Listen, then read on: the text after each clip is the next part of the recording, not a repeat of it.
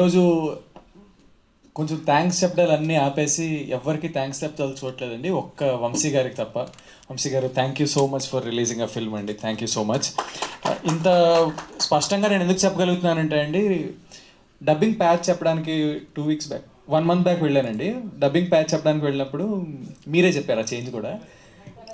అప్పుడు మా డైరెక్టర్ గారు రోజుకి 20 గంటలు కష్టపడుతున్నారండి సినిమా కోసం. ఆయన మొత్తం ఆల్రెడీ చూడడానికి కొంచెం సన్నంగా ఇలా ఉండేసరికి 20 గంటలు కష్టపడితే మనిషి అంత వీక్ అయిపోతారండి. అంత వీక్ అయిపోయిన మనిషి కళ్ళలో ఫస్ట్ టైం స్పార్క్ చూశానండి. ఆ రోజు ఆ స్పార్క్ చూశాను ఎందుకంటే ఆయన చెప్తున్నారు వంశీ గారు మన సినిమా తీసుకుంటున్నారు అని. అదే రోజు సాయంత్రం నేను మా ప్రొడ్యూసర్ గారు రమణారెడ్డి గారితో మాట్లాడుతున్నప్పుడు ఆయన గొంతులో ఆనందం చూశానండి. సో దీని అంతటికీ కారణం Vamsi garu. Thank you so much అండి.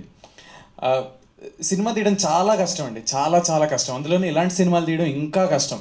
అంటే వాళ్ళకి ఏమైనా సరదా అండి, ఇంత కాంప్లికేటెడ్ సబ్జెక్ట్ తీసుకొని ఇంతమంది కాస్ట్ పెట్టి ఇంత సెటప్ పెట్టుకొని, సో ఒక ప్యాషన్తోనే ఒక జెన్యున్ అటెంప్ట్ ఇద్దామనే ఇంత కష్టపడి సినిమా తీశారండి. కానీ దాన్ని బయటికి తీసుకురావడానికి ఎంత కష్టమో మీ అందరికీ తెలుసు.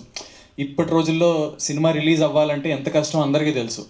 అంతెందుకు నా సినిమానే ఒకటి మంచి సినిమా రిలీజ్ కోసం కష్టపడుతుంది బయటికి రావడానికి.